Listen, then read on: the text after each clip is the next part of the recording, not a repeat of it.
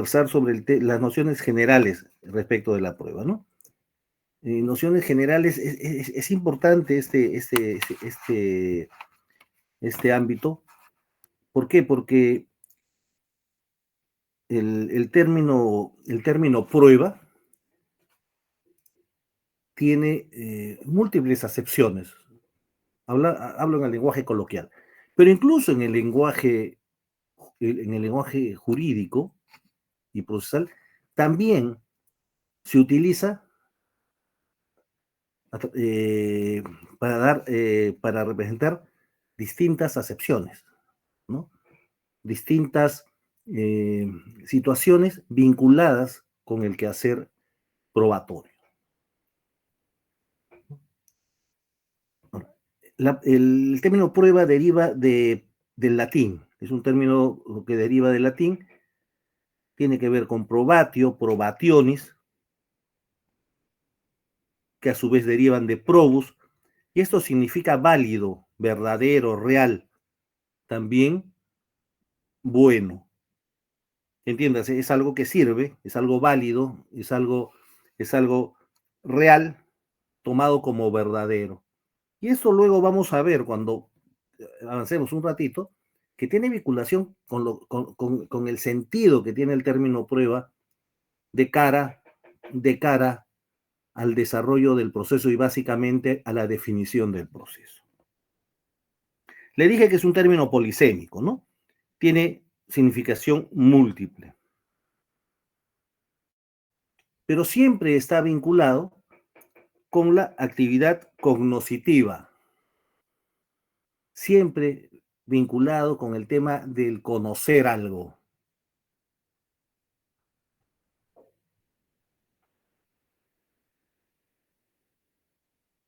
Surge como consecuencia de la necesidad de conocer, de averiguar, de encontrar, de mostrar, descubrir la verdad o la falsedad o el error con relación a algo.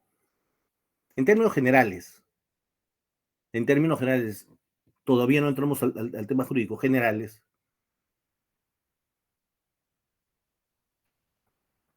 Determinados análisis resultan siendo la prueba que permite establecer si alguien se ha infectado o no con determinada enfermedad.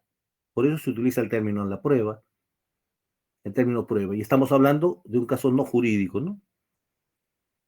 No jurídico. Yendo ya al tema procesal, la actividad probatoria se erige como la actividad principal del proceso penal. Y esto porque es esta actividad probatoria la que va a determinar el sentido de la decisión final del proceso penal. Ustedes me dirán, pero ¿solo la prueba? Sí, el único medio que puede validar una decisión definitiva con respecto al contenido del proceso, esto es, los cargos, las afirmaciones que se hacen respecto a un hecho y su atribución a determinada persona, el procesado, solo pasa por la prueba. La prueba es lo único que valida esta decisión.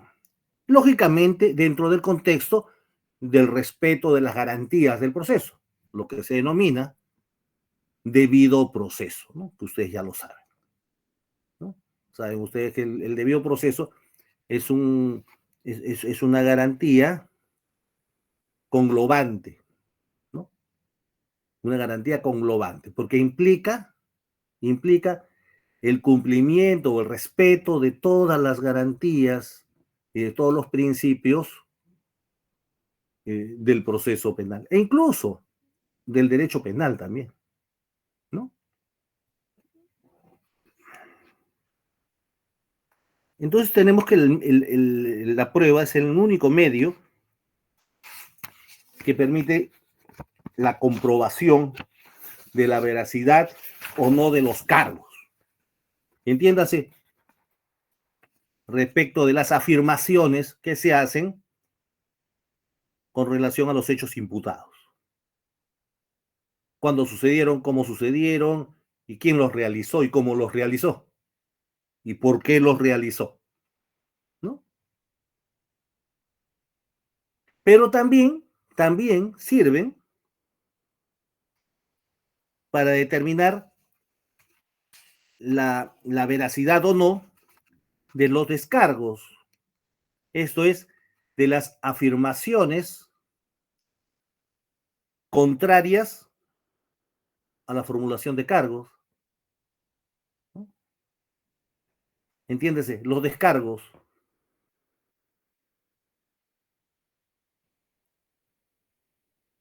Entonces, están vinculados con la definición del proceso. ¿Por qué la prueba y no otro elemento? Porque la prueba permite un mayor acercamiento. La actividad probatoria permite que la decisión se acerque eh, lo más posible a la verdad objetiva o verdad material.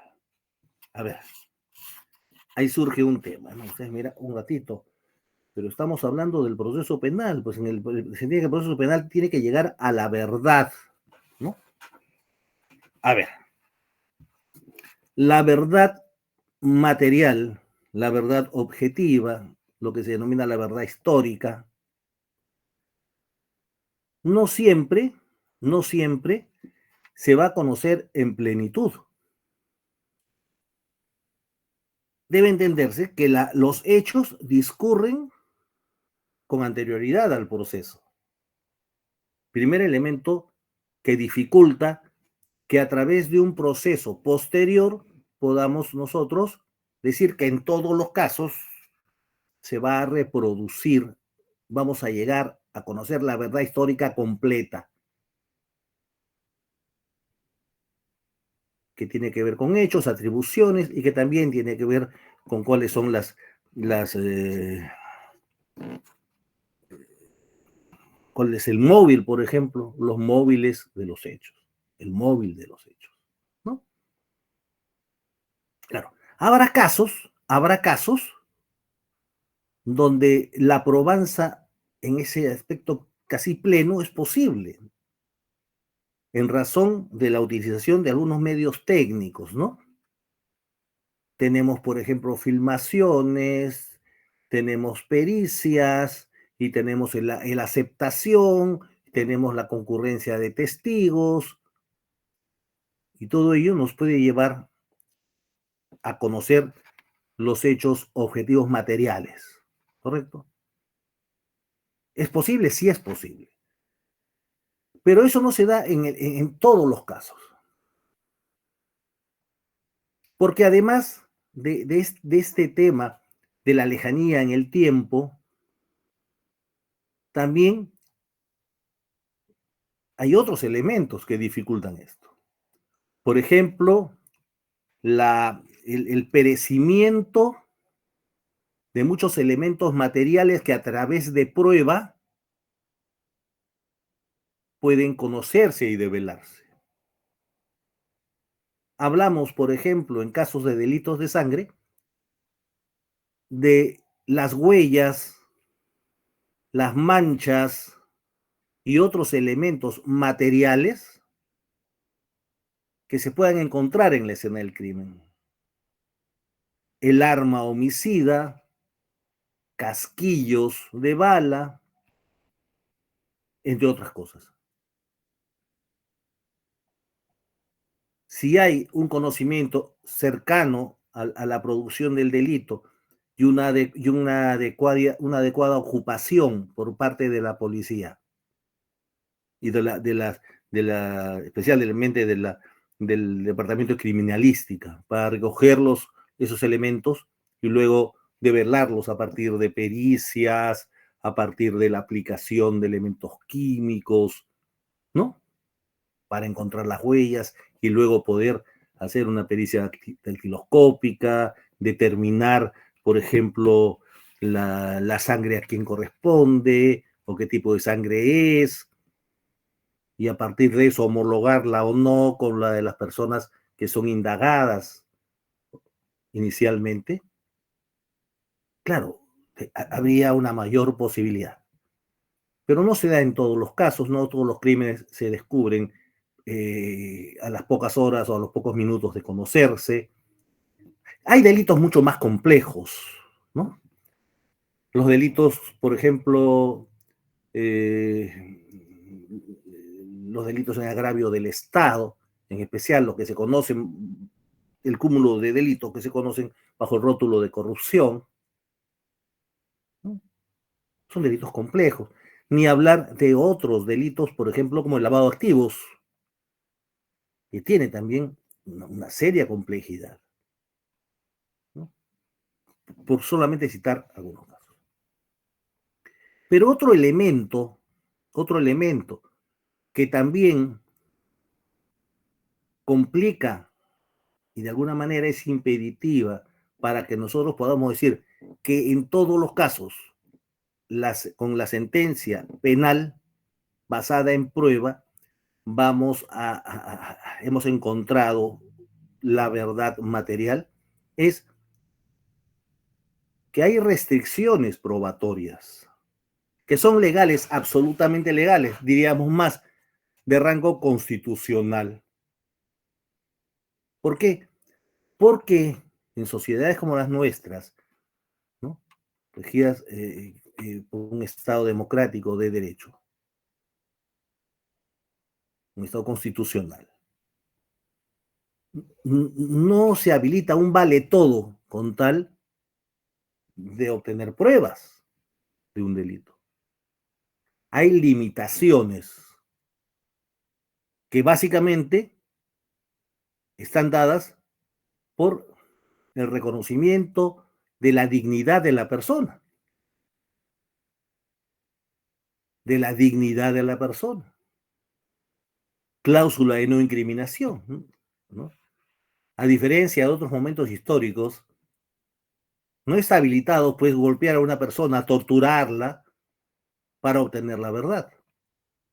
Porque no siempre se obtiene la verdad cuando se tortura. En esas épocas también, porque hay gentes que a la primera de bastos pueden aceptar cualquier cosa con tal de que no lo sigan golpeando o con tal de que no lo torturen, como hay otras personas que de repente pueden ser llevados hasta la muerte con la tortura, pero simplemente no hablan, ¿no? Entre otras cosas. Pero no solo lleguemos a ese aspecto. No se pueden utilizar, por ejemplo, para efectos de declaraciones personales, con fines probatorios dentro de un proceso penal, sueros de la verdad y otro tipo de mecanismos, electrónicos, electromagnéticos, eh, químicos, de que de alguna forma conminen a la persona a decir la verdad. Hipnosis u otro de esos temas, ¿no? Entonces hay limitación.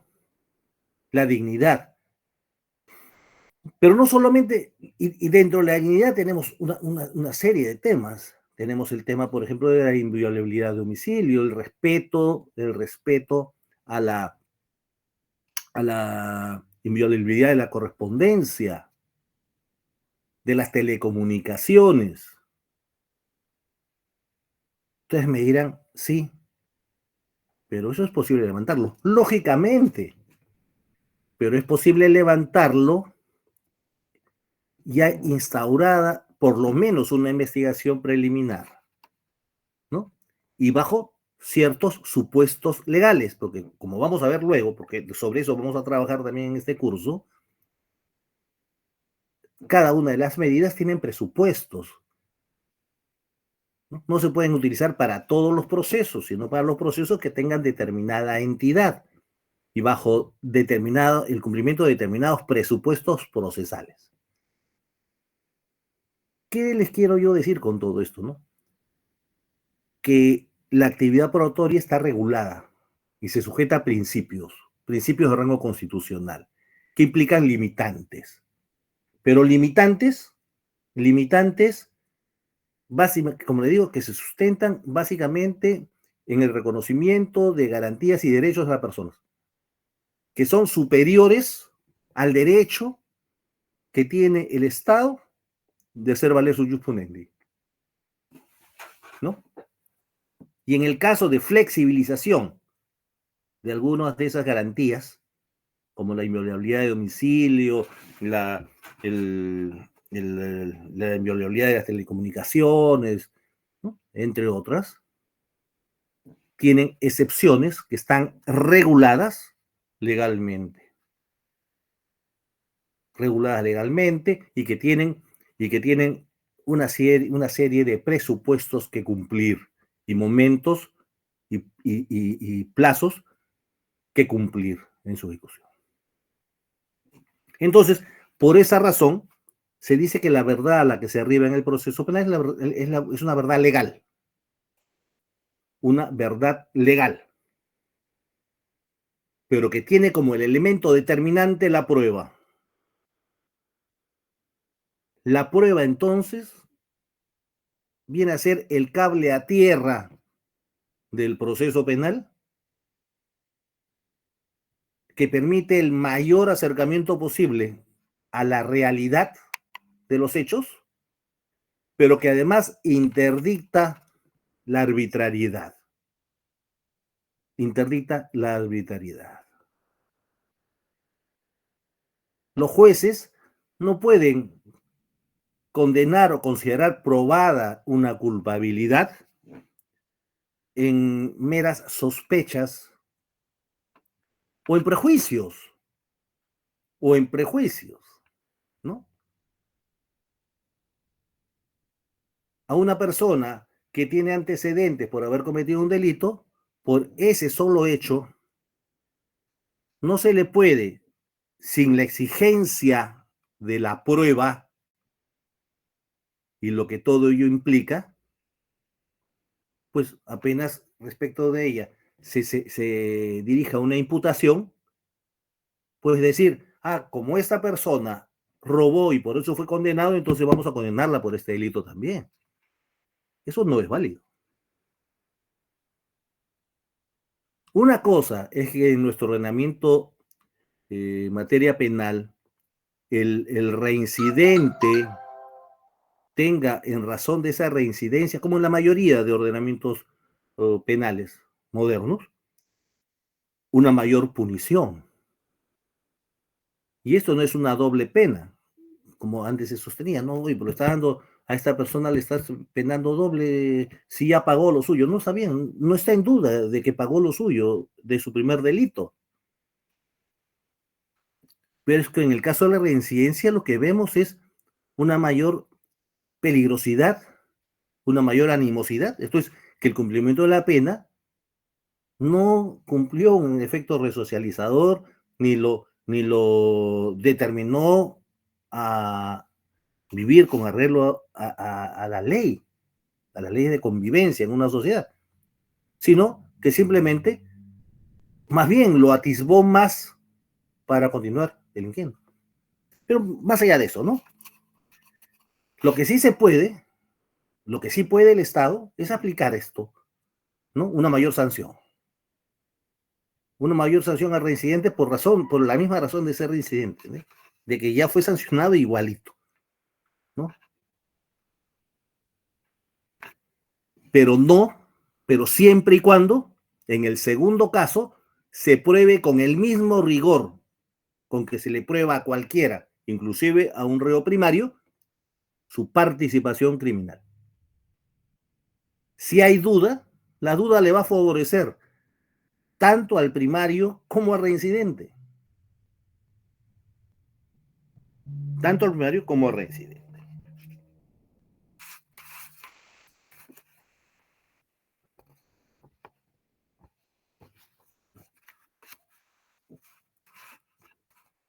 Ahora, la actividad probatoria, en general, cuando hablamos de actividad probatoria, hablamos de todo lo que rodea a la actuación de la prueba. La prueba no surge instantáneamente dentro de un proceso penal, ¿no?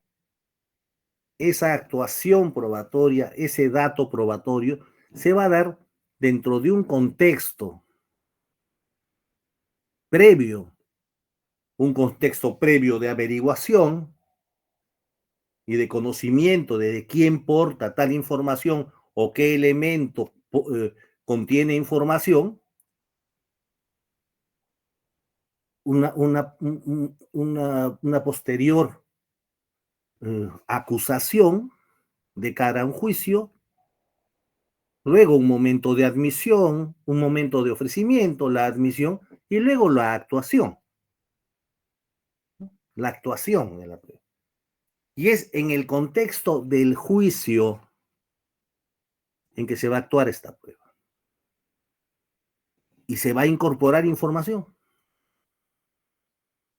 Y es esa información incorporada bajo ese rigor, salvo excepciones puntuales que establece la ley, ¿no? Porque hay otras categorías, por ejemplo, hay prueba preconstituida que puede tener su origen en momentos de investigación, ¿no? Y que por razones de inmediatez, irrepetibilidad y garantía de legalidad pueden luego trascender para el juicio. Por eso es una excepción, como que también lo es la prueba anticipada, de la cual vamos a hablar luego, que tiene su complicación. Bien, pero básicamente eso es así. Esta actividad probatoria es una actividad formalizada. Como les digo, tiene sus formas, tiene sus momentos, legalmente regulada y limitada por principios y garantías de rango constitucional, como ya les dije. Esta actividad probatoria, formalizada, regulada legalmente y limitada por principios, permite, a través de la incorporación de la información en el juicio, permite arribar a la verdad judicial.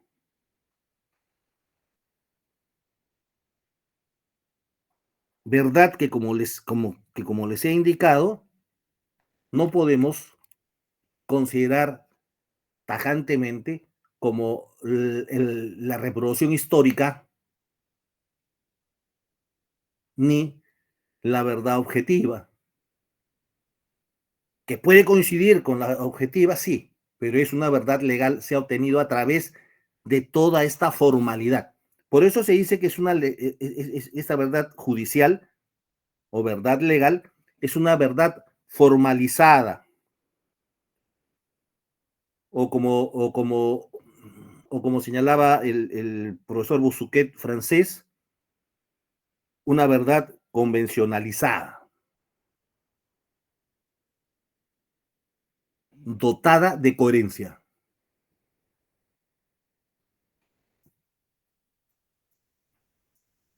Como les decía, la prueba constituye una garantía contra la arbitrariedad y en consecuencia resulta siendo el medio más confiable para comprobar la veracidad de los cargos, el medio más confiable. Y es el único, la actividad probatoria previa, esto es la prueba, es el único medio legalmente autorizado para quebrar la presunción de inocencia del acusado y establecer su culpabilidad.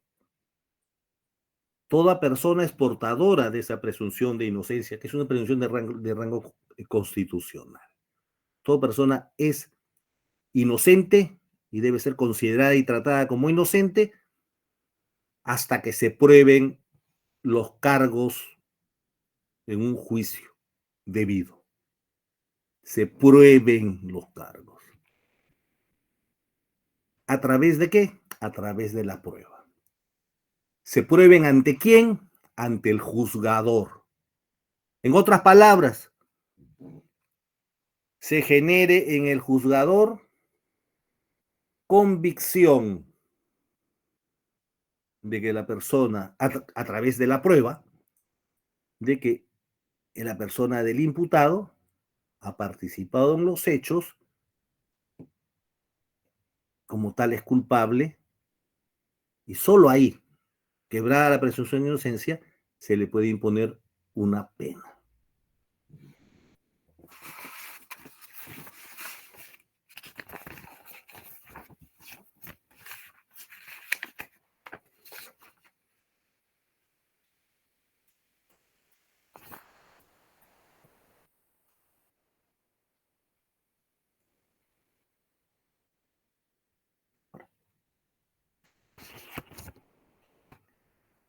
Al respecto, quiero citar determinados conceptos importantes porque provienen de, de procesalistas de nota respecto a la prueba.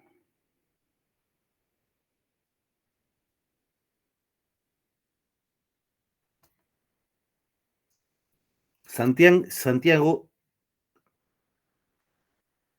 Senlis Melendo refiere que probar es la actividad, es verificar o demostrar la autenticidad de una cosa o afirmación sobre un hecho.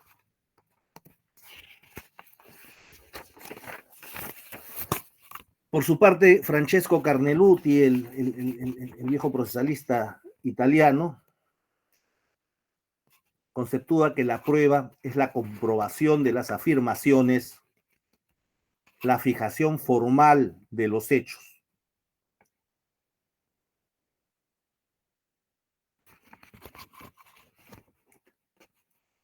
Por su parte, Eugenio Florian conceptúa que prueba es lo que en el proceso puede conducir a la determinación de los elementos necesarios del juicio.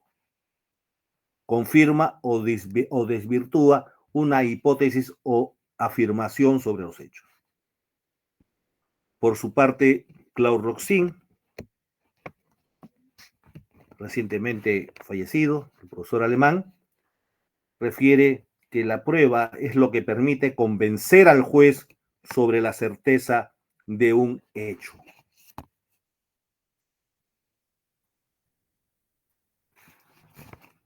Y por último, el antiguo profesor alemán Karl Mittermeier, procesalista de nota, refería a inicios del siglo pasado que la prueba es lo que permite convencer al juez sobre la certeza, o es la suma de motivos productores de la certeza.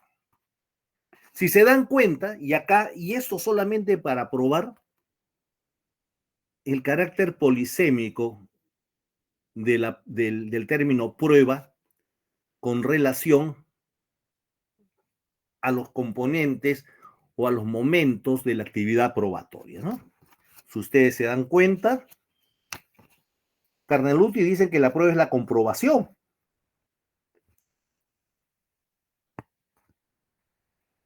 ¿No? Que es la comprobación de las afirmaciones. Mittermeier dice que son los motivos productores de la certeza. Pero eso entra dentro de la actividad del juez una vez que la prueba se actuó previa a la decisión. La compulsa, la valoración de la prueba. ¿No? Compulsa la valoración de la prueba. Por su parte, Florian habla que es lo que en el proceso puede conducir a la determinación. Esto es el dato, es la información, ¿me entiende? De otro lado, se habla de prueba como la actuación tendiente a recoger, obtener la información de trascendencia probatoria. Se habla de prueba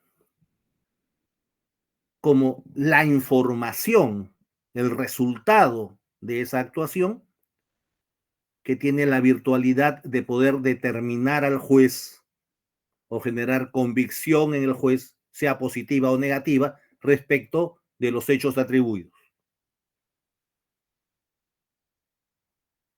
Pero también se entiende como prueba la actividad intelectiva del juez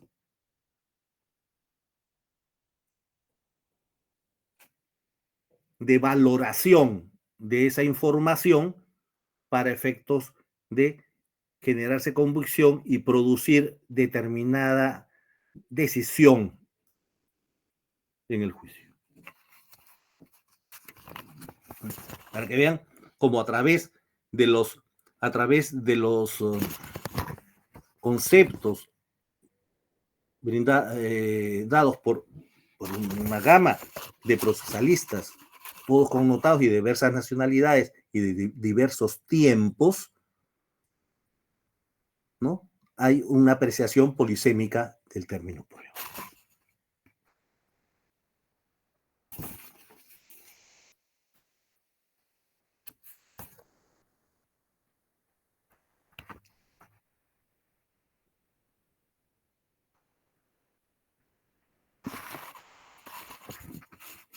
¿Qué es lo que se busca con la prueba? Eso está implícito en el concepto que nosotros hemos sostenido como concepto de la cátedra para los fines de este curso, ¿no?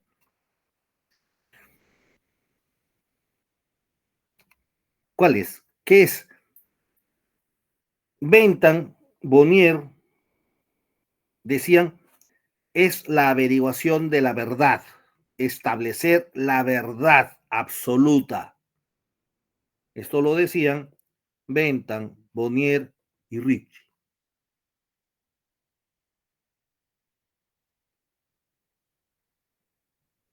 Ahora, la búsqueda de la verdad absoluta, la reproducción histórica perfecta de la realidad de los hechos en el contexto de un proceso penal resulta utópico, ¿no?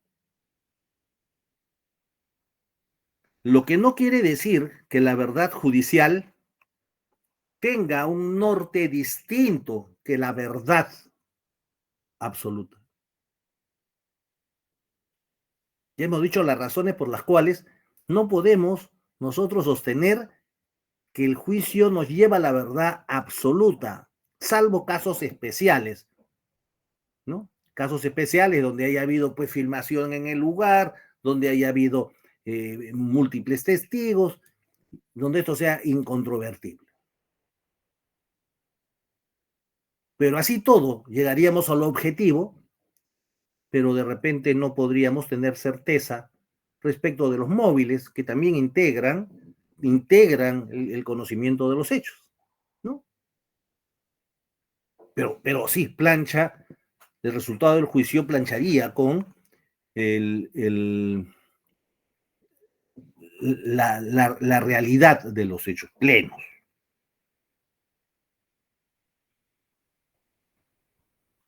Por su parte, Carneluti refiere que la finalidad de la prueba es la fijación formal de los hechos en la mente del juzgador.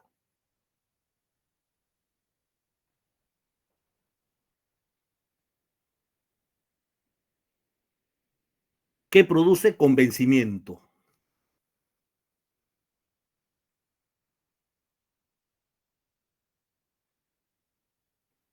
Entre estas dos posiciones, la segunda es la correcta. Al final, el fiscal no ha visto los hechos, el juez menos, porque si el juez fuera testigo de los hechos, como persona, no podría ser el juez en la causa. De igual manera, si el fiscal ha sido testigo de los hechos, no podría ser el fiscal en la causa. Entonces tenemos que de los hechos, en el proceso tenemos determinada afirmación. Una afirmación que debe tener cierto rigor. No basta decir Pedro mató a Juan, ¿no? Hay que decir dónde, qué día, a qué hora, cómo lo mató y por qué lo habría matado. ¿Correcto? ¿Cuál fue el móvil? Y eso debe estar en la atribución de hechos. ¿Cómo? ¿Qué mecanismo? ¿Qué actividad realizó? Porque si no, no se cumpliría pues eh, la garantía de de la imputación suficiente, ¿no? La imputación debe ser suficiente, atribuyendo hechos, actividades, para que el imputado se pueda defender. Se pueda defender. Debe tener puntualidad. Entonces, ¿qué es lo que se busca con la prueba? Es esto, pues. Fijar formalmente los hechos, acreditar o no, o desacreditar los hechos atribuidos de cara a la fijación de convicción judicial. Esto es, permiten generar convicción judicial respecto de los hechos atribuidos, pero también respecto de los hechos aceptados y no aceptados, porque frente a una imputación, las respuestas, entre otras, las respuestas defensivas pueden ser negar los hechos y presentar hechos alternativos, lo que se denomina una hipótesis alternativa a los hechos, ¿no? A mí me imputan esto, yo tengo mi hipótesis alternativa, yo no estuve en el lugar, estuve en tal sitio, lo puedo probar, estuve con tal persona haciendo tal cosa. O si bien estuve en un lugar, me encontré con él, pero cuando yo salí del lugar él estaba vivo, vino otra persona y lo mató y quieren decir que soy yo, ¿no? Hipótesis alternativa. Entonces, si tenemos hipótesis alternativa, hay que ver si la información recogida a partir de la prueba permiten corroborar los cargos o los descargos. Pero vamos a ver luego que no es tan sencillo todo, ¿no? No es todo blanco o negro. Hay matices. Y ahí necesariamente tenemos que ir a lo que se denominan los estados cognitivos del juez, ¿no? Estados cognitivos del juez.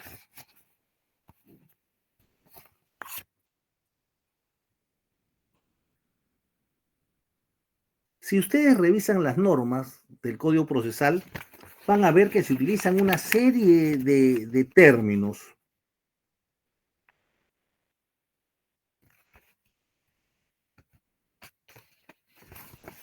Posibilidad, elementos de convicción, que ya tiene un problema de nacimiento eso, elementos plausibles, motivos bastantes, elementos plausibles se utiliza en algunos artículos, pero esto proviene de la legislación chilena.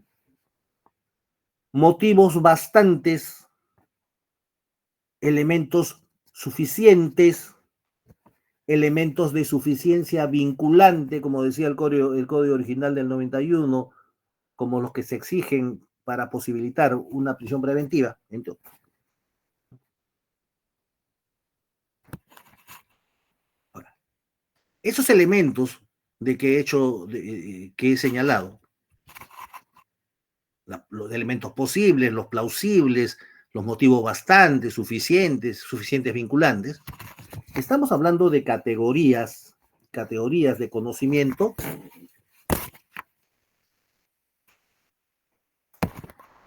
que hoy están más vinculadas con el quehacer fiscal, como otros elementos, ¿no?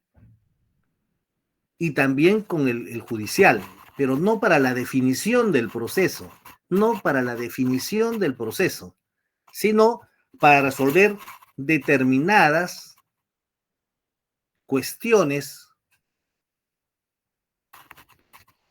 que se dan dentro de la tramitación del proceso. Por ejemplo, el tema de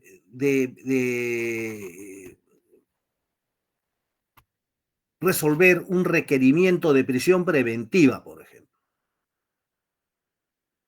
Si bien el fiscal requiere, todas las medidas personales que afecten la libertad son de pronunciamiento exclusivo judicial.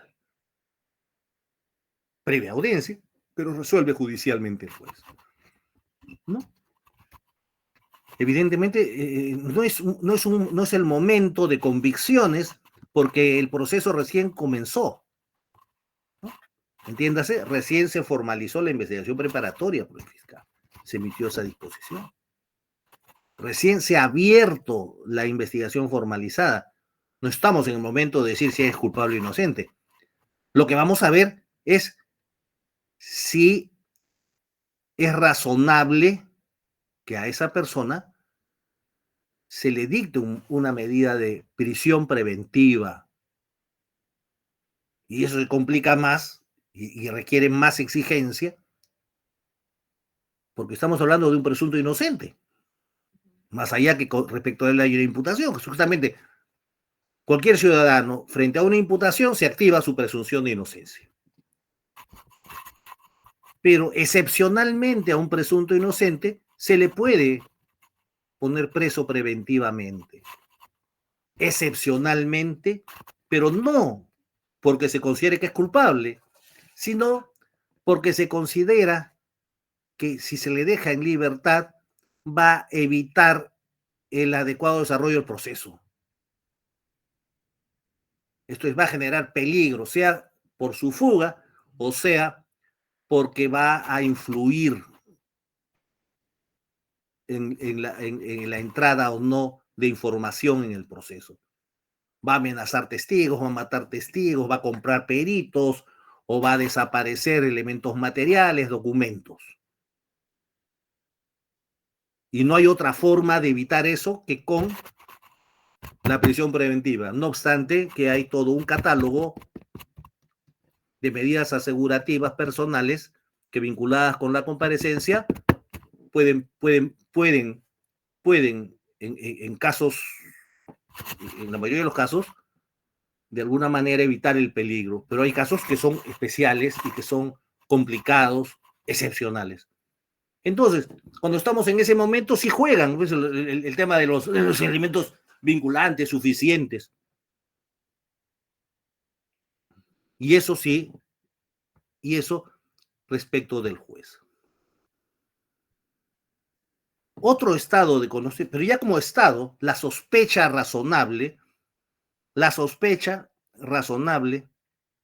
entiéndase, sustentada en elementos objetivos, es un primer estado cognitivo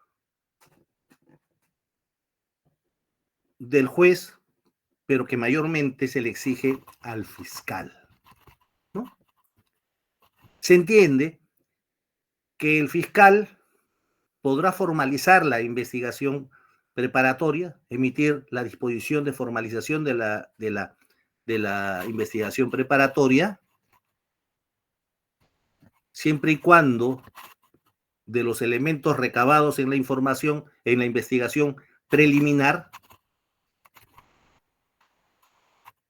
le generen sospecha razonable, es decir, sospecha sustentada en elementos objetivos, entiéndase, recabados durante la investigación, de la materialidad de los hechos y de la posible responsabilidad del imputado. No es que por cualquier cosa pueden formalizar una investigación preparatoria. Por una sospecha simple, el fiscal podrá abrir una investigación preliminar, donde todavía no tenemos proceso penal, que también se denomina investigación indagatoria. Pero una vez que se realiza la indagatoria y se recaban mayores elementos, si estos le generan al fiscal sospecha razonable, esto es sustentada en elementos objetivos, podrá formalizar la investigación. Otro estado de conocimiento es la probabilidad. Entiéndase que es una evolución de la sospecha razonable a un rango mayor. ¿Qué implica la probabilidad? Implica el juicio que se hace el operador de justicia, fiscal para acusar y juez para controlar esa acusación, ver si le da pase o no le da pase a esa acusación, el juez de investigación preparatoria, que concluida la investigación preparatoria pasa a dirigir la etapa intermedia, en la etapa intermedia, ¿no?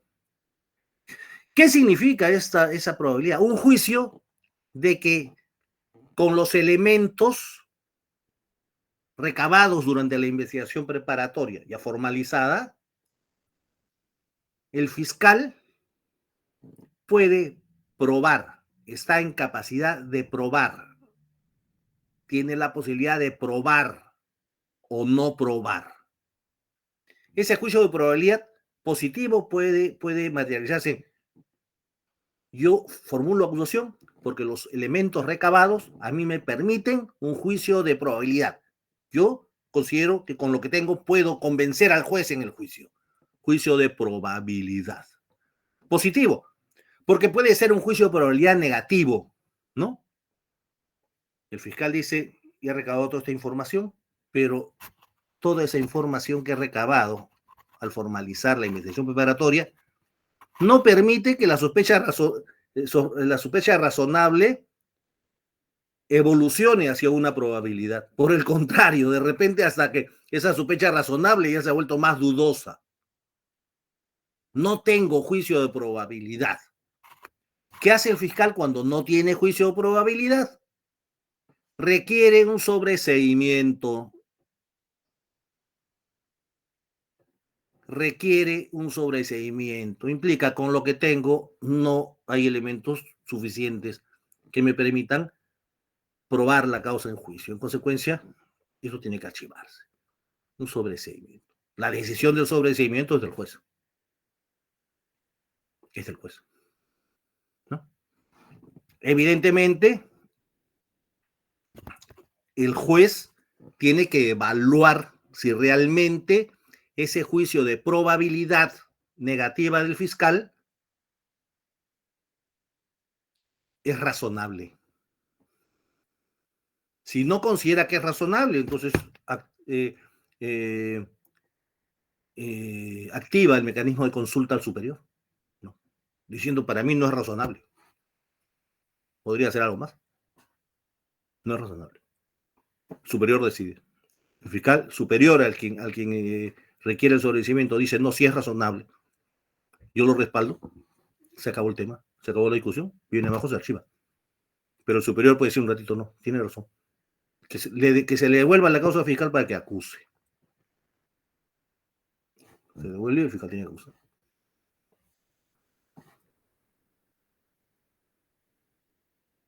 Luego tenemos la certeza o convicción, que ese sí es un juicio pleno judicial y solo del juez. Algunos autores, algunas personas razonan de manera distinta. Un ratito. El fiscal acusa por escrito bajo un juicio de probabilidad. Pero cuando termina el juicio, cuando termina las actuaciones del juicio, termina el debate probatorio en el juicio y decide seguir la acusación, ya tiene convicción. No. El fiscal no está habilitado para juicios conclusivos. porque el fiscal siempre actúa como requiriente. El fiscal puede retirar la acusación. El fiscal puede disponer, puede retirar la acusación, puede decir, ya ha concluido la actividad probatoria y por el contrario, lo que yo pensé que iba a probar, no. Se me han caído los testigos, me han ido en contra, resulta que se ha debilitado mi acusación. Y con esa debilitación, no, pues yo retiro la acusación, pues acá han surgido nuevos elementos, nueva información en el juicio que me ha puesto en apuros, me ha debilitado la acusación y la retiro. ¿Eso es viable? Sí. Históricamente, desde nuestro primer código hasta la actualidad, tenemos la institución del retiro de acusación. Lo otro, de que no, el fiscal considera que sí puede probar que con lo que tiene es suficiente, y entonces formula sus alegatos conclusivos acusatorios, ¿no? Donde formula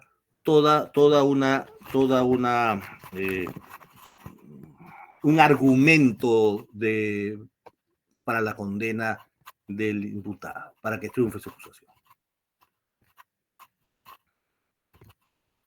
Pero eso tampoco está premunido de un juicio de certeza. El llamado a ejercitar los juicios de certeza es el juez quien va a decidir. Ahora, esta certeza o convicción plena, porque tiene que ser convicción plena, no hay la cosa, oye, está en duda, pues vamos a ver luego la duda qué significa. Puede ser una convicción positiva, se entiende como convicción positiva el hecho de considerar, ¿no?, de generarse certeza respecto a los cargos. Considerar por parte del juez que la prueba actuada y evaluada en su conjunto permiten determinar que los hechos imputados son ciertos, que se han probado legalmente los hechos, lo que habilita a condenar. ¿Sí? Es suficiente para quebrar la presunción de inocencia y, en consecuencia, aplicar el jus puniendi estatal, aplicar una pena. Ya. La determinación de la pena es otra evaluación que para el caso no es necesario todavía abordarla, ¿no? Porque no es el tema.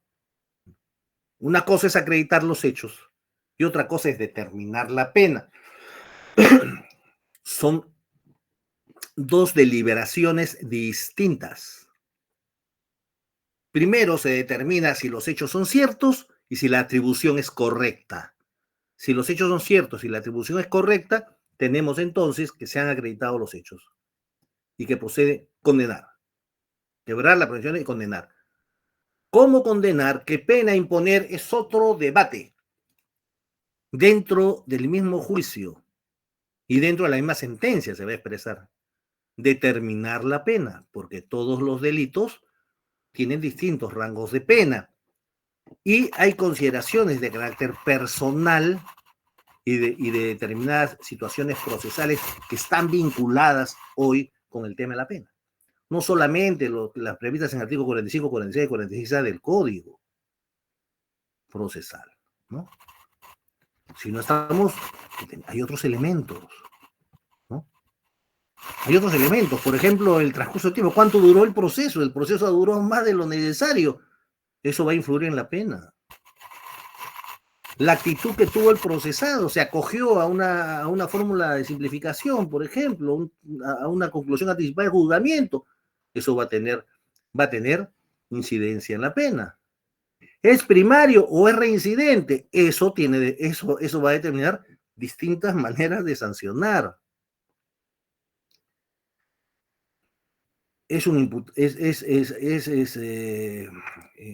Tiene responsabilidad restringida o tiene responsabilidad plena, eso es mayor de 21 años o su rango etario oscila entre los 18 y los 21 y los 65 años para adelante, en cuyo caso eso va a afectar la pena también porque hay una reducción de pena en razón de eso. hay una reducción de pena en razón de eso, ¿me entiendes? Entonces son dos determinaciones distintas, ¿no? Que tienen sus propios, sus propias variables. Por eso que en el proceso penal argentino se hablaba de la cesura del proceso, ¿no? La cesura del juicio, ¿no? ¿Qué es esto de la cesura del juicio? Que el juicio tiene dos momentos. Un primer momento para determinar si los hechos ocurrieron y la culpabilidad está probada. Y luego de eso, un segundo debate que tiene que ver con la determinación de la pena. A eso le denominan cesura. Pero que en la práctica es lo que tienen nuestros procesos penales en toda Latinoamérica, ¿no? Entonces hay una certeza positiva, pero también puede haber una certeza negativa. La prueba actuada no ha permitido acreditar la atribución de los hechos que hace el fiscal, que son los cargos fácticos, sino por el contrario, se ha acreditado la versión planteada por la defensa de no responsabilidad. Siguiendo con el ejemplo, se ha acreditado que el señor ese no estaba en Lima, pero estaba en el Cusco.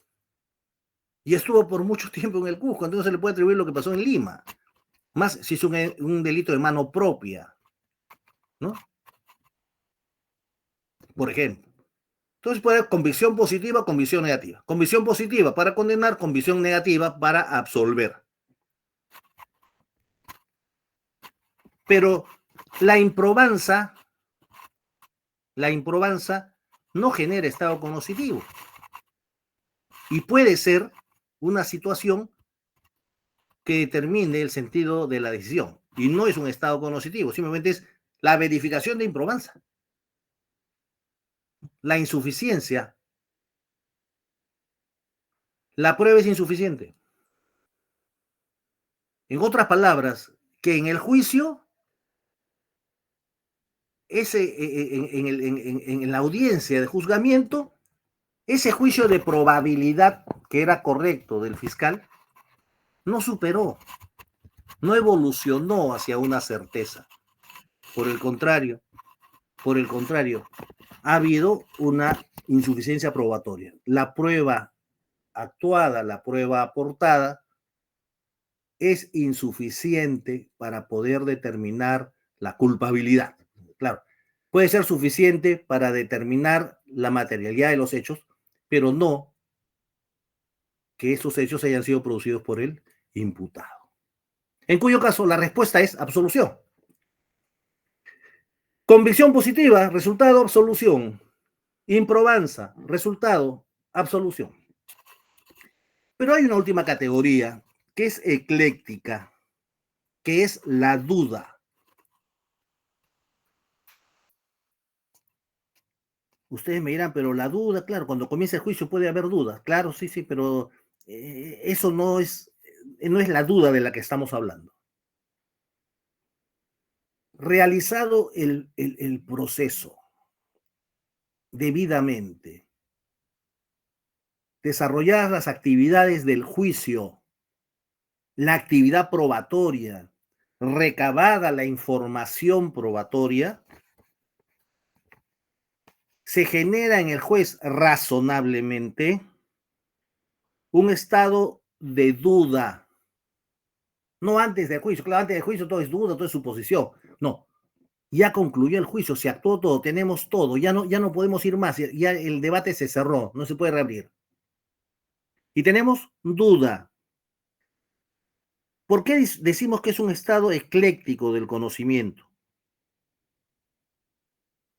Porque si se analiza, si se evalúa, se compulsa la información probatoria, si nosotros nos centramos en esta información y dejamos de lado alguna, decimos, bajo esta lógica, habría convicción. Pero si luego recojo la otra parte de la información y la combino, tenemos que no habría.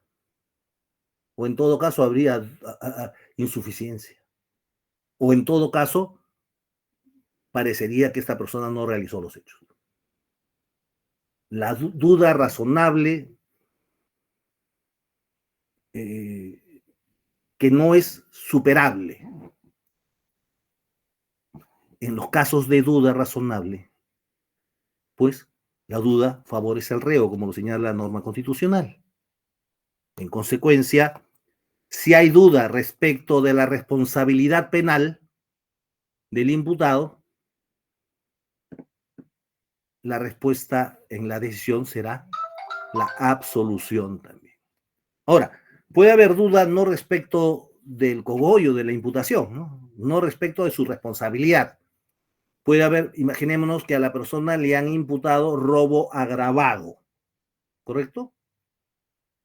Se aprobó los hechos y se ha probado que él produjo el robo. La duda está respecto de la agravante. ¿Utilizó arma de fuego? No. No se encontró el arma. De repente la pudo haber botado, no sé, pero tampoco nadie lo vio botarla. Pero que robó. Ejerció violencia, sí ejerció violencia, sustrajo el patrimonio, lo sustrajo. La duda está respecto de la agravante. De acuerdo al efecto favorable al reo de la duda, entonces debería condenársele por robo simple, porque no se probó, hay duda respecto del agravante. Pero si la duda está en la responsabilidad, pues el resultado es absolución.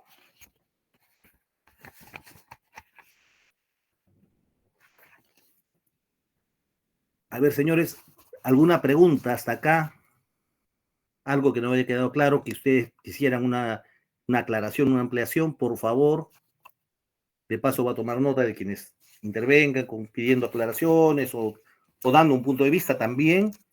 Quisiera saber sus posiciones en respecto a algunos temas que podrían ser debatibles. A ver el señor Marco Antonio Guarniz Vives. ¿Qué tal, doctor? Muy buenas noches. Una consulta. Había comentado, bueno, estaba escuchando toda la clase y hay una parte que me parece interesante y me gustaría que podría profundizar. Si es que probar es igual o tienen o cuál es el hilo conductor que probar tenga que llegar a la convicción del juez, porque entiendo que probar es, acreditar, ¿no? Aquello que voy a sustentar o se va a sustentar en juicio, este, tenga cierta relevancia y sea necesario, ¿no? Para poder que la afirmación sea cercana, ¿no? Ya sea a la verdad o al hecho que quiero probar. Pero esto tiene que ver, porque entiendo, al menos en los juicios que algunas veces he visto, se trata de que con alguna prueba no insuficiente, se trata de convencer al juez, ¿no? Entonces, no sé, creo que hay una línea delgada, una diferenciación entre, o si es que casi lo mismo, o en qué ¿o cuál es el sustento para que se pueda mencionar que probar tenga que ver con el convencimiento del juez y más con la acreditación de los hechos? A ver, su pregunta es interesante y nos lleva nuevamente al tema del carácter polisémico del término, ¿no? A ver, el fiscal ejercita su actividad probatoria. ¿Cómo lo hace? Proponiendo prueba para su actuación, proponiendo lo que se denomina medios de prueba. Y digamos, el fiscal ofrece 3 testigos. Lo que usted dijo, claro, esos testigos deben ser pertinentes, conducentes y útiles, ¿no? Ese es el tamiz de la prueba, ¿no? O sea, los hechos que conoce o supuestamente conoce el testigo están vinculados con los hechos materia del proceso. El testigo puede expresarse, puede hacerse entender, en consecuencia es útil y también es conducente, ¿no? Pero el testigo ingresa una información que es insuficiente, ¿no? El fiscal trae al testigo que estuvo en el lugar de los hechos al momento que se produjeron los hechos y el testigo puede decir, la verdad es que yo me asusté, como escuché disparo, me tiré al suelo, me tapé la cara, yo no he visto nada. Pero ¿cómo es posible? Usted estuvo ahí en el grifo cuando lo saltaron, que esto, que el otro. Sí, pero yo vi una persona, yo más yo estaba agachado, yo he visto las piernas nomás de las personas y he visto que estaban con botas, pero nada más, porque yo me tapé, como me gritaban y disparaban. Y ese es un ejemplo sacado de un caso que me tocó ver alguna vez. Entonces, sí, estuve en el lugar, pero yo no vine porque tenía miedo que si levantaba la cabeza, volteaban, me dispararan. Yo me tapé. Entonces, ha habido actuación probatoria, ha habido una propuesta de prueba, pero el dato que ha dado el testigo, la información es intrascendente, irrelevante. No tiene ningún efecto probatorio. ¿Entiendes?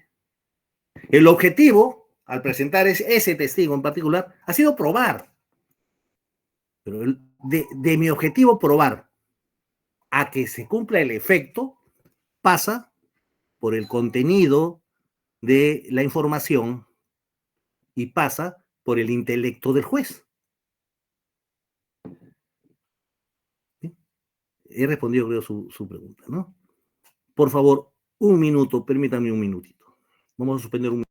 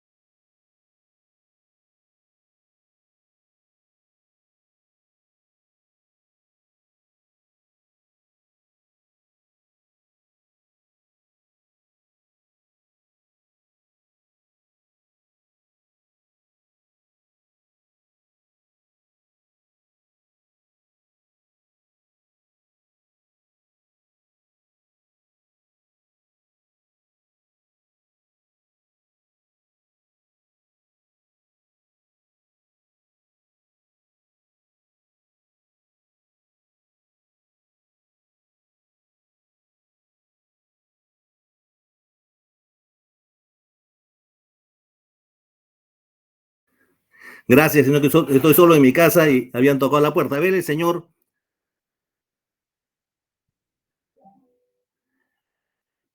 Cruz de la Cruz. Su pregunta, por favor.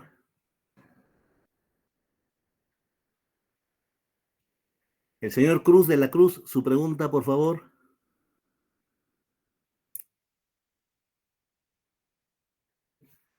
¿Me escuchan, jóvenes? A ver, está el señor, el señor Cruz de la Cruz, su pregunta, por favor. Sí, sí, profesor, tenía el micro No se apagado. Discúlpeme.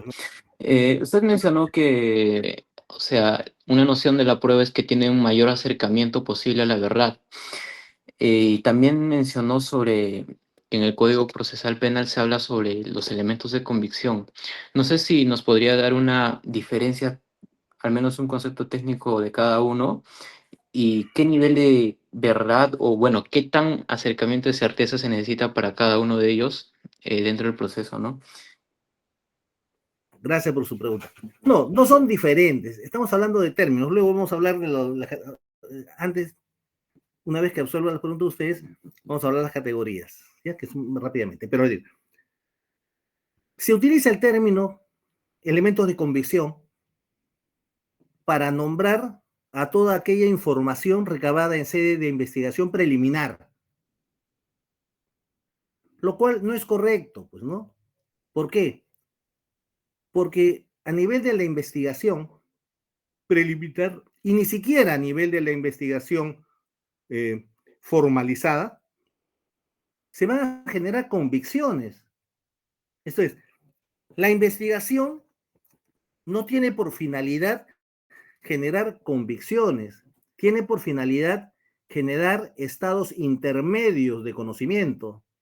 La investigación preliminar busca elementos para ver si se genera en el fiscal sospecha razonable.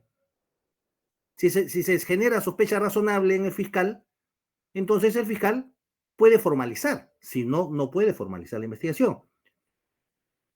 Por ejemplo, el juicio de elementos de convicción suficientes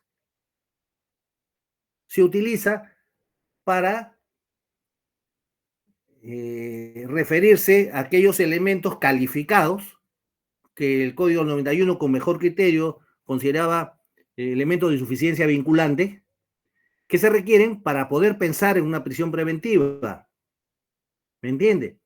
Pero estamos hablando de estados de conocimiento que no tienen que ver con la convicción. Elementos de convicción no está bien, puede sonar bonito. Por eso que las legislaciones latinoamericanas usan otros términos también, y la doctrina también. Si ustedes ven los acuerdos plenarios, porque además traen algunos rótulos provenientes de España, provenientes de Alemania, ¿no? Elementos plausibles. Yo creo que incluso no me gusta el término plausible porque también es polisémico, sino, pero es mejor que elemento de convicción, o motivos bastantes, también es importante, porque no nos vincula con una definición. Cuando hablamos de convicción, hablamos del final, y hablamos de un estado de conocimiento que solo se crea en el juez. Esa era la crítica, ¿no? La crítica va por ahí. Es confuso, hablar de confuso, por eso que mucha gente, la gente de la sociedad normal, más ahora que se publicitan las audiencias de prisión preventiva, cuando le ponen 9 meses de prisión preventiva, 18 meses de prisión preventiva, muchos medios de prensa dicen, lo condenaron a 8 meses, le han impuesto una pena de 18 meses, ¿no? ¿Por qué? Porque se guían por el término convicción, cuando no es así. Lo que decide el juez es la prisión preventiva, someterlo a prisión preventiva por 9 meses para que se pueda realizar la investigación sin el perjuicio que implicaría el peligro que puede generar esa persona, ¿no? Porque ese es el fundamento, no es otro. No es un fundamento de culpabilidad, de mayor culpabilidad, no. ¿Saben por qué? Porque es un presunto inocente.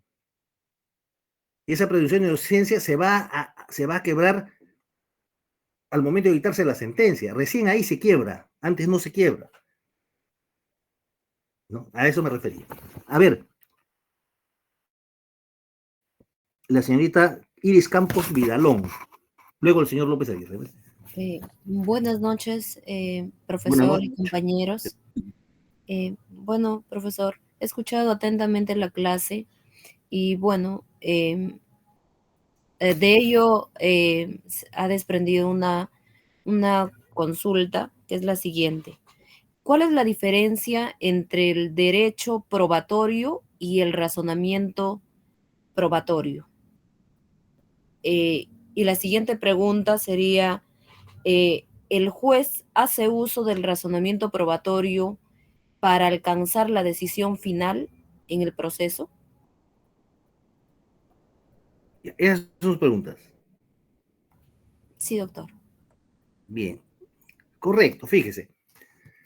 A ver, el razonamiento probatorio es el que el juez expresa al momento de valorar la prueba. Porque el juez primero hace una evaluación de la prueba individualmente, ¿no? En cuanto a la declaración del testigo tal, ¿no? Dicho testigo no ha sido tachado, de otro lado, no presenta fisuras, la versión, consecuentemente, esa versión es creíble. Estamos hablando de versión de un testigo. Pero luego, cuando se evaluó todo, el juez hace un razonamiento general, ¿no? Y lo que va a generar es un argumento probatorio. Un argumento probatorio, ¿no? Si la prueba tal esta prueba de suma agosto me permite establecer esto y lo otro, y el conjunto, establecer la culpabilidad. Razonamiento probatorio. Ahora, el derecho probatorio, por ejemplo, es el contenido del primer bloque del curso, de este curso, lo que estamos hablando de derecho probatorio, ¿no?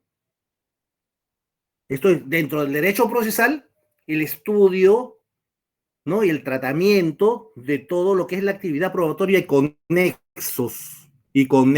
¿Por qué hablo de conexos? Porque las actuaciones para recoger información durante la investigación, que luego puede tener trascendencia probatoria, también se estudian, pero partiendo de claramente establecer una diferenciación entre lo que son los actos de investigación y los actos de prueba. ¿Entienden? Los actos de investigación se realizan en sede fiscal, tienen como destinatario principal al fiscal para generar determinados estados de conocimientos en el fiscal. A saber, sospecha razonable, probabilidad. Luego, eso que primero se actuó como acto de investigación, atendiendo al contenido de la información que generaron, se va a realizar en el juicio. Entonces, quien fue a declarar, el testigo que fue a declarar en la investigación, generó una información a través de un acto de investigación. Pero si esa información le conviene al fiscal para poder probar sus cargos, lo ofrece como prueba y se actúa como prueba. Lo que dice en el juicio ese testigo sometido a interrogatorio y contrainterrogatorio es lo que va a generar la convicción, no lo que dijo antes, no lo que dijo ante fiscal. Eso es un acto de investigación que no trasciende. Pero ese mismo testigo presentado a juicio, porque solo lo que se actúa en el juicio puede convencer al juez, pues. Porque el juez lo percibe directamente, no le cuenta, no es un acta, no es un audio limitado, no, lo ve, lo percibe, ve las actitudes, las actividades, ¿me entiende? Entonces, cuando hablamos de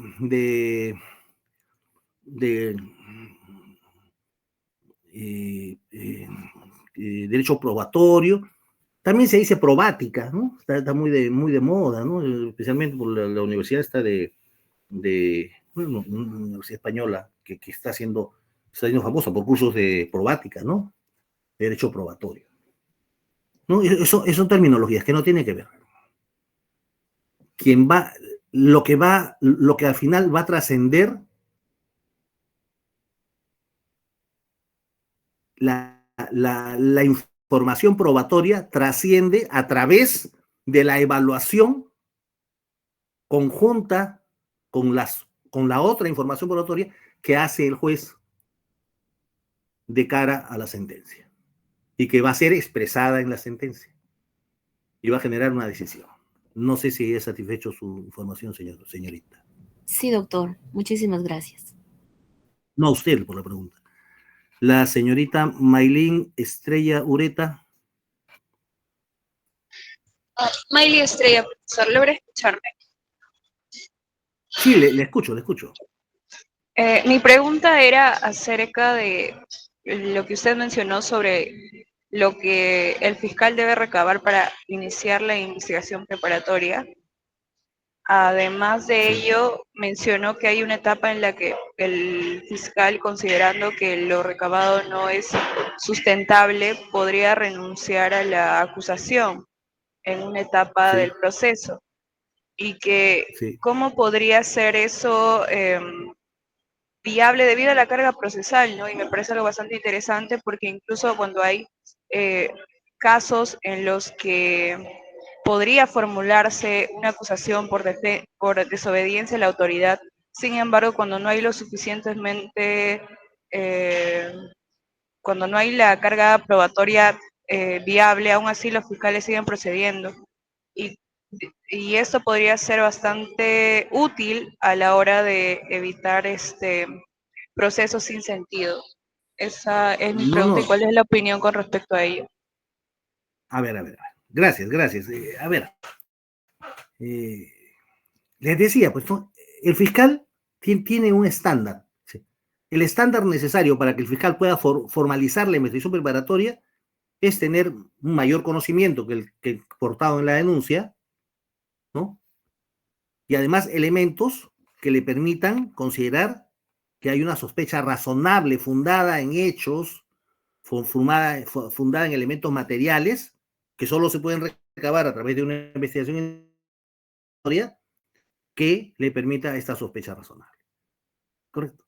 Ahora, cuando ya formaliza la investigación preparatoria y luego de eso, esa sospecha razonable, una vez concluida la investigación, para que el fiscal pueda acusar, debe progresar a un juicio de probabilidad, que es un juicio más ajustado, ¿no? Más ajustado. Si el fiscal no tiene ese juicio de probabilidad, lo que debe hacer es requerir el sobreseimiento. Esto es, concluida la investigación preparatoria, el juez tiene dos posibilidades: acusar o, o requerir el sobreseimiento. Tanto la acusación como el sobreseimiento tienen que ser controlados por el juez. El juez que dirige la investigación preparatoria, que es el JIP, ¿no? Él dirige. El que era el juez de la investigación preparatoria, una vez que se culmina la acusación, pasa a dirigir ya la etapa intermedia. Entonces, tanto la acusación como el requerimiento sobre seguimiento, ambos son requerimientos, el fiscal siempre tiene un rol requiriente frente al judicial, ¿no? Pasan por un control.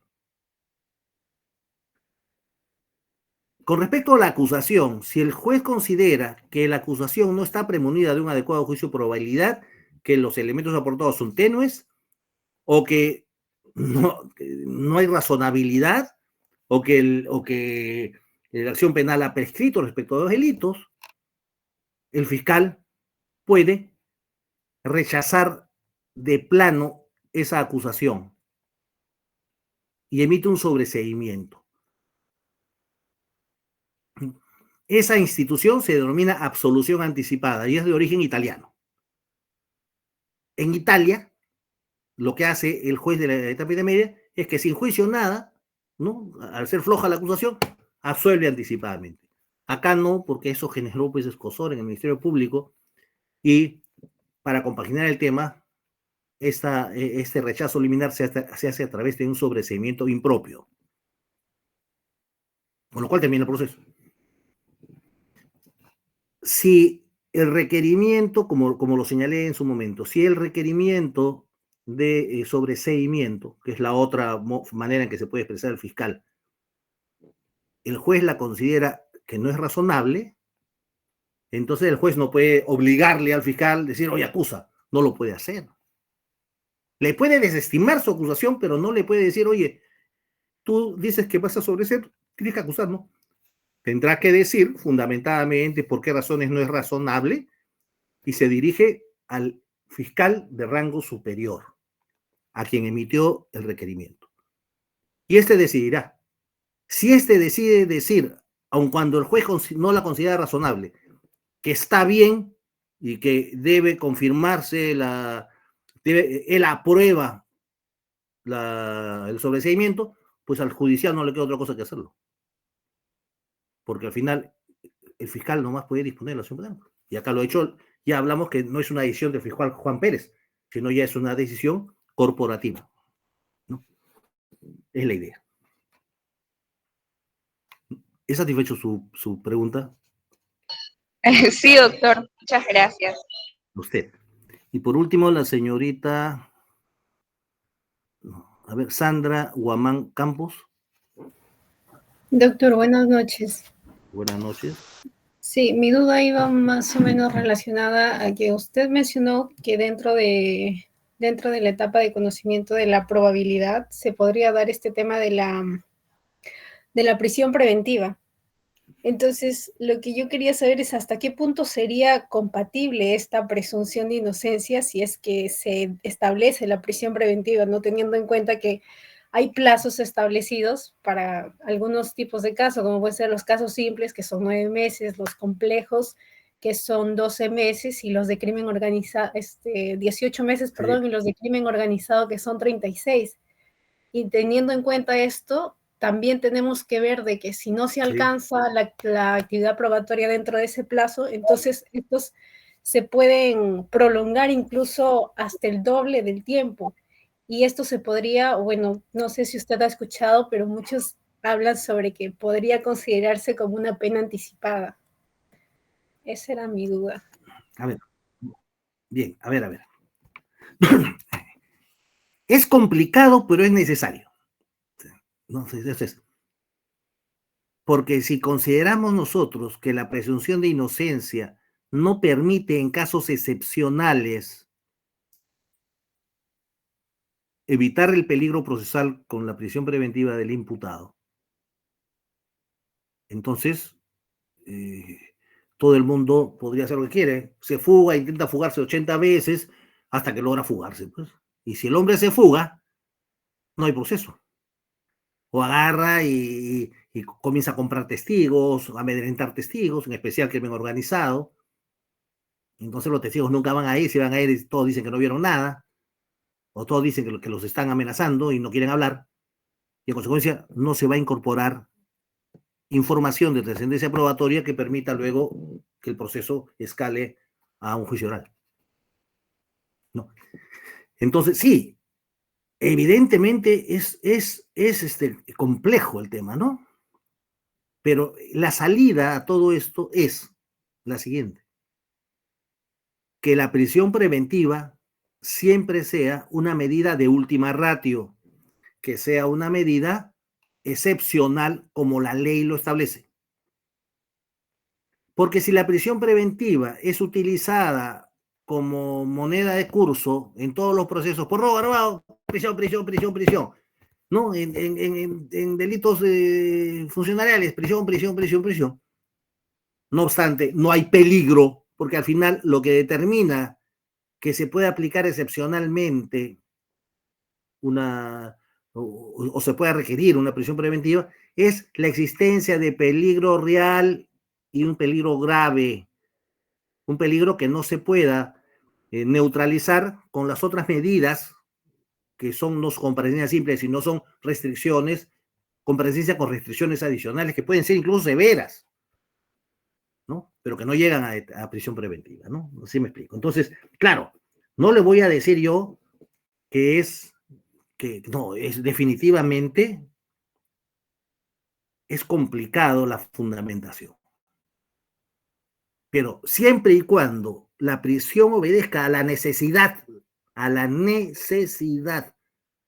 de evitar un peligro procesal grave en un proceso socialmente trascendente, entiéndase grave, socialmente trascendente, en el cual hay elementos más allá de la sospecha razonable, esto es, de suficiencia vinculante, ¿no? Que ligan a la persona a quien se le requiere la prisión con los hechos a título de autor o cómplice. Si se cumple lo que dice la norma, concurren copulativamente los 3 presupuestos que validan la aplicación excepcional de la prisión preventiva, pues eso es legal. Y me parece que no afecta al debido proceso, y eso está determinado en prisión preventiva en todo el mundo. Ahora, la temporalidad de la prisión preventiva obedece a las complejidades del proceso. complejidades del proceso. Ahora,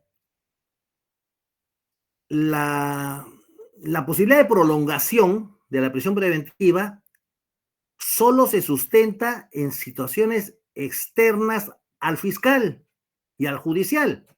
Esto es, el fiscal no hizo nada y cuando se le va a vencer el plazo, quiero prolongación un ratito. Que ha habido complejidad. No, pero si no has pedido nada, no has hecho nada, no has empujado el carro. Ahí se venían las prolongaciones. No se puede sustentar una prolongación del plazo de prisión preventiva en negligencia propia del ente fiscal, ¿no? ¿Por qué se habilitan, por ejemplo, en casos de delitos complejos, de crimen organizado, 36 meses? Porque justamente por la gravedad de los hechos y la complejidad de la causa. Pero ojo, si los fines de la investigación, imagínense que le dan 36 meses, pero en el mes 20 ya la investigación cumplió su función, se puede revertir esa prisión preventiva. Si el objetivo, el peligro era de que iban a evitar que ingrese información documental a la investigación, y ya la investigación concluyó y esa documentación ha sido ingresada, entonces debe variar esa prisión preventiva por una medida de comparecencia que puede ser con restricciones, pero menos grave, ¿no? Eso es lo que debe ser. Ahora, si en la práctica se utiliza como regular, como una cosa de curso legal, la prisión preventiva, entonces estamos hablando que en ese órgano judicial se está vulnerando los derechos, el debido proceso, porque en todos los casos se está poniendo prisión preventiva, y eso no debe ser, ¿no? Ahora, aun cuando haya una demanda pública de prisión preventiva, ¿no? Gracias. No, usted. La señorita Nazarena Tapia Mendoza. Sí, buenas noches, profesor. ¿Se me logra escuchar? Sí, muy bien. Listo. Bueno, mi pregunta era, digamos, hacer quizás alguna comparativa con la realidad, porque muchas veces en la práctica, mientras un abogado ejerce el derecho, he escuchado que varios litigantes suelen decir que pues en un juicio no siempre gana quien tiene la verdad, sino quien argumenta mejor, la parte que argumente mejor.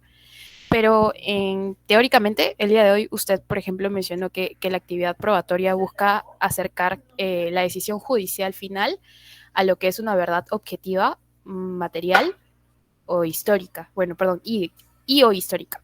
Entonces, mi duda versa principalmente en qué pasa cuando existen pruebas aceptadas formalmente, pero que muy en el fondo no reflejan lo que es esa verdad histórica, sino es solo, por así decirlo, una versión estratégicamente bien sustentada por el abogado, por lo cual no estaríamos ante lo que es esta verdad procesal, que aunque sea, por así decirlo, válida dentro de un juicio, puede distar mucho de los hechos previos por los cuales se le imputó al sujeto. ¿Cómo entonces, digamos, podríamos convivir con esa dicotomía o esa tensión entre lo que es la verdad formal que construyen las partes y la verdad, pues, sustancial que el derecho puede estar buscando? A ver. Cuando hablamos de la verdad material o histórica, se entiende qué es lo que pasó. Los hechos ocurren, ¿no es cierto? Ocurren y pasan, no se quedan en el tiempo fijados, ¿no? Entonces imagínense que estamos hablando de un hecho, de un homicidio, de un robo, no de robo, para no ser muy dramático. Un robo agravado que se produce una noche del año 2024, de noviembre, ¿no?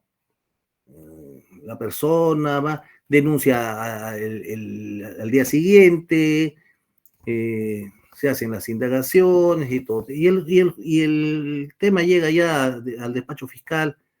En esas indagaciones no hay nada, pero por ahí luego resulta que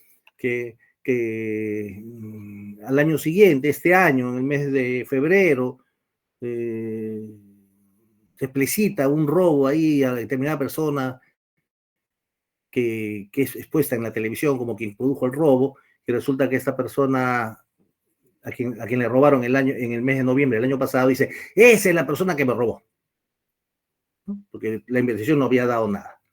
Entonces va a la comisaría y dice, es el que me robó, ¿se acuerdan que me robaron en noviembre, en la noche, tal? Él fue. Estamos hablando de un tema. Ya. El fiscal va a hacer, o va a formular los cargos, ¿no? Va a haber una investigación, y para él de repente es razonable, sospechar razonable, y la formaliza, ¿no? Contra dicha persona, bajo la hipótesis, bajo lo que denunció a quien le robaron en la noche, como que los indica a él. Al final, ¿qué es lo que se va a probar o respecto de qué va a venir la probanza o no? Respecto de los términos en que el fiscal formula los cargos. ¿Por qué? Porque los hechos pasaron. No tenemos la foto de los hechos, no conocemos previamente los hechos, sino a través de las versiones. De la versión del agraviado inicial, que luego el juez, el fiscal, lo convierte en su formulación de cargos. Que puede ser cierta o no. Muchas personas dicen que me asaltó con una pistola, y resulta que no tenía pistola. Le piden un palo o una piedra, pero dice que es una pistola.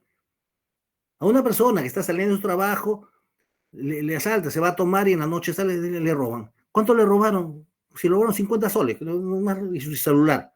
No, yo tenía 2.000 soles y además un celular de última gama. No, su celular era un chanchito. ¿Me entienden lo que puede pasar? Porque es la versión de él. Entonces, no hay para contrastar la verdad material como aspiración. Cuando hablamos de la verdad histórica como aspiración, porque la verdad histórica pasó. Quien la vio, la vio. Es más, hay situaciones, y en la mayoría, donde el que es víctima de un robo, a veces las cosas pasan tan rápido y el tema psicológico es tal que no puede siquiera identificar a la persona, ¿no? Solamente puede dar características generales. Era de mi tamaño, porque yo lo vi, la cosa, estaba vestido. A veces hasta se equivocan de cómo estoy vestido, ¿me entienden? A veces ni el que pasó, ni el que sufrió el robo, ante la rapidez de lo que ocurre en los hechos, está en capacidad de ser categórico y decir, sí, fue esta persona que luego la encontraron al día siguiente, esta fue. Y en muchos casos ocurre eso. Al final la verdad es que no lo vi, se parece, puede ser, pero llegan al juicio y no sé. No, yo no podría decir, por eso es que se parece, pero los peruanos nos parecemos mucho, ¿no? Nos parecemos mucho. A eso me refiero, ¿no? Entonces, no es que tengamos acá la verdad histórica como un libro de historia y el resultado, vamos a ver, oye, ¿se parece o no se parece a la historia? El tema es que no conocemos la verdad histórica. Y el proceso penal, a través de la prueba, sería lo que nos va a permitir un acercamiento mayor a esa verdad histórica. Ahora, antes era más difícil porque no teníamos, pues, el tema que ahora casi en todas las calles hay cámaras de video, que ahora hay pericias antropométricas, ¿no? Y hay mil cosas, ¿entienden? Entonces, la ciencia al servicio de la probanza permite, lógicamente, un mucho mayor acercamiento a esa realidad. A esa realidad histórica, ¿no? Pero sigue habiendo casos en que eso no es, por ejemplo, en los delitos de agresión sexual. Los delitos de agresión sexual por naturaleza son clandestinos, ¿no? Nadie se le va a ocurrir ejercer una violación, pues, en la vía pública con testigos. Eso ocurre en ambientes cerrados. y aprovechándose en muchos casos, desgraciadamente, en la mayoría de los prevalimientos, ¿no? Dentro de la misma familia, el vecino, el primo, el sobrino, ¿no? De tal manera de que lo único que tenemos es la versión de la víctima. Y lógicamente, pruebas, actuaciones de soporte, como el reconocimiento médico legal, ¿no? Y otra cosa. Y ahora, por ejemplo, reconocimiento médico legal. Pero si, por ejemplo, la persona agraviada tiene determinadas características fisiológicas o físicas, como por ejemplo, ser portadora de un himen amplio y dilatable, así se denomina, himen amplio y dilatable.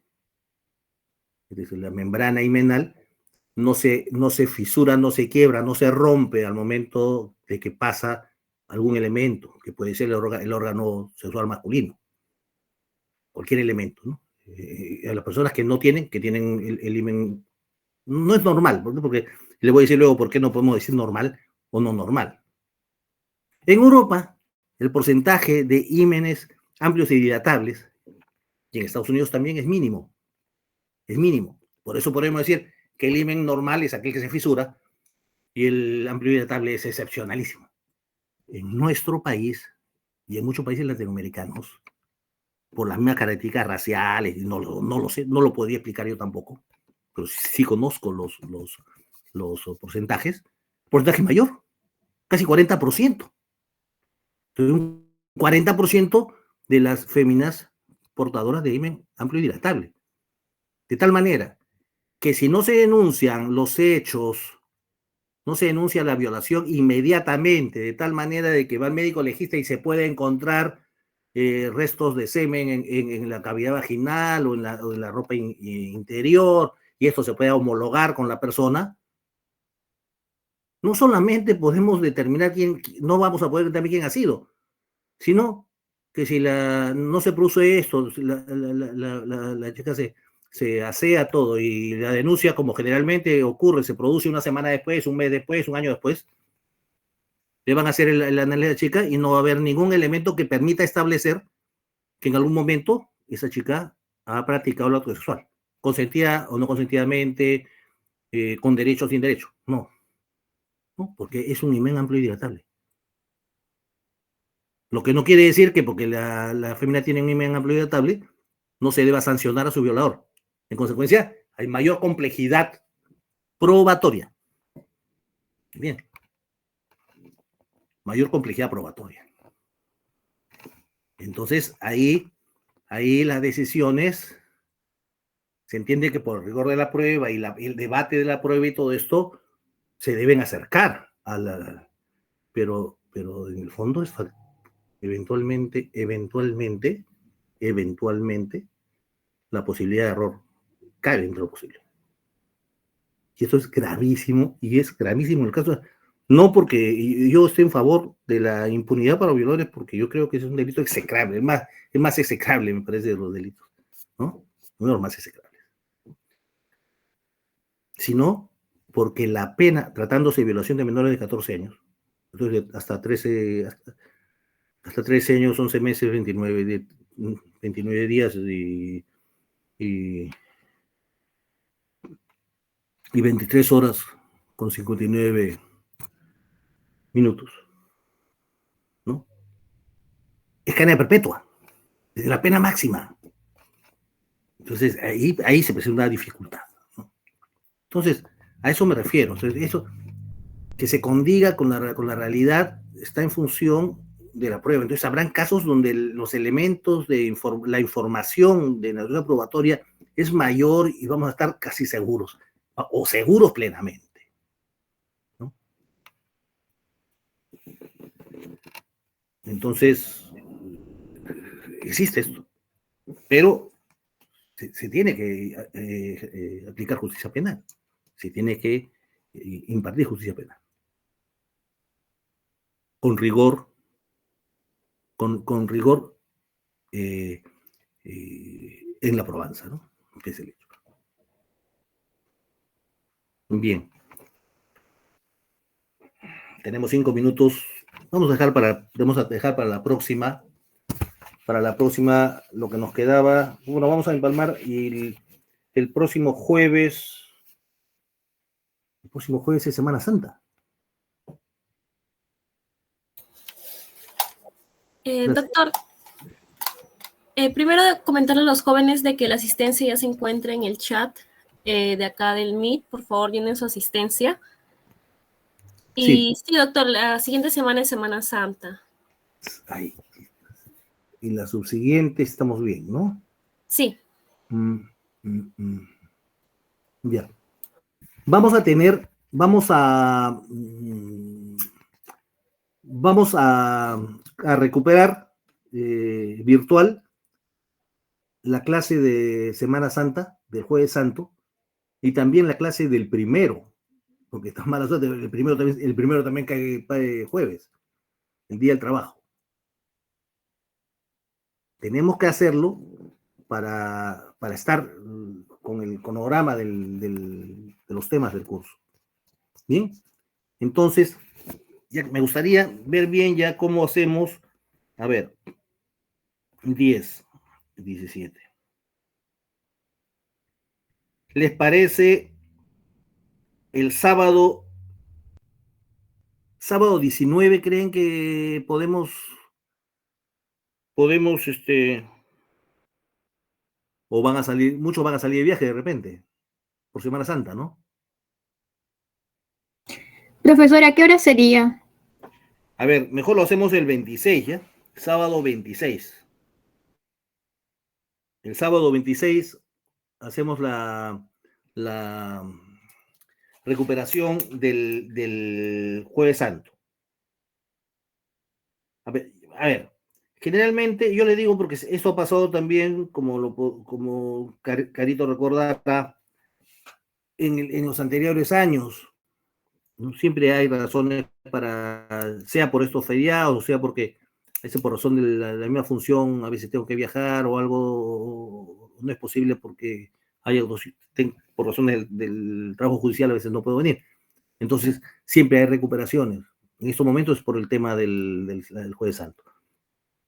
Y el primero que hemos tenido. Entonces, la del Jueves Santo sería para el sábado 26. ¿Qué hora a ustedes les acomoda? Generalmente, les sugiero, lo hacíamos de 7:30 a 9:30. Y eso tiene la ventaja que no le corta el sábado a nadie, porque nos levantamos un poco más temprano, pero no dejamos de hacer cosas. Quienes en su casa y de repente les gusta salir, tienen que salir a comprar. Yo también compro en mi casa el sábado al mediodía, así. Entonces, es esa hora, 7:30 a 9:30, me parece que no nos quitan horas que usamos generalmente el sábado, ¿no? Dejaremos de dormir, pues. Profesor. Sí, señorita. Disculpa que lo interrumpa. ¿Sería virtual o presencial la recuperación? Virtual. Las recuperaciones las hacemos virtual. Disculpe, profesor, ¿se refiere a 7:30 a 9 de la mañana? Sí. Pero bueno, algunos tenemos clase. Yo al menos tengo clase hasta la 1. No, pero claro, tengo desde las 8 hasta las 11 y desde las 11:30 hasta la 1. Igualmente, en mi caso. Se puede grabar, chicos, no habría problema. En todo caso, pueden ver la grabación y no se va a tomar asistencia. Tendría que tomarse asistencia. En todo caso, se les coloca en la asistencia. Podría ser, si son muchos, tendríamos que variar la hora. Pero si no son muchos, son 3, 4, se va a grabar la clase y le vamos a convalidar la asistencia. ¿No? Si no son muchos, ¿eh? Porque por hoy he visto varios que decían temprano. Si no son muchos, solo por esta, porque es la mejor hora para todo el mundo. Ha pedido siempre esa hora, pero vamos a ver.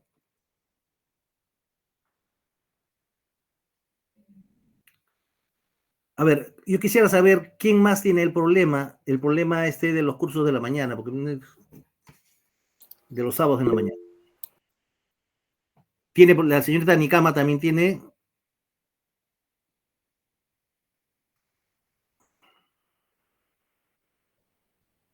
Otros quieren de 8 a 11, o tienen incluso clases de 8 a 11. Tienen clases de 8 a 11. A ver, ¿qué otra hora? ¿Qué hora la que propondrían? Háganme una propuesta que incluya a las personas que tienen su curso en la mañana.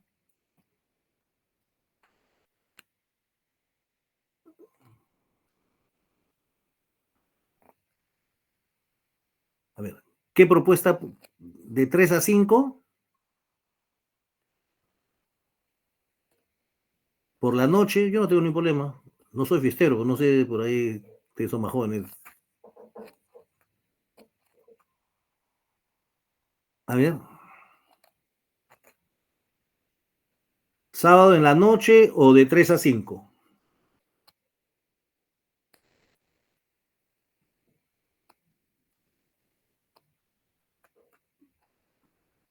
Quedamos de 3 a 5, ¿le parece?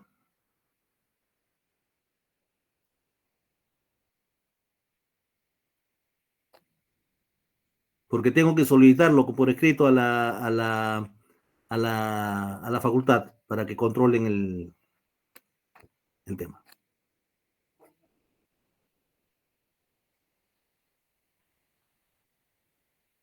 Profesor, para tenerlo claro, sería el sábado 26 a partir de las 3 p.m. hasta las 5 p.m., ¿cierto? Sí. Ya. ¿Le parece? Bien. Quedamos entonces. La recuperación de este próximo jueves 17, que no va a haber, que feriado el jueves, lo hacemos el 26. Y ya luego vemos qué día hacemos la recuperación del primero.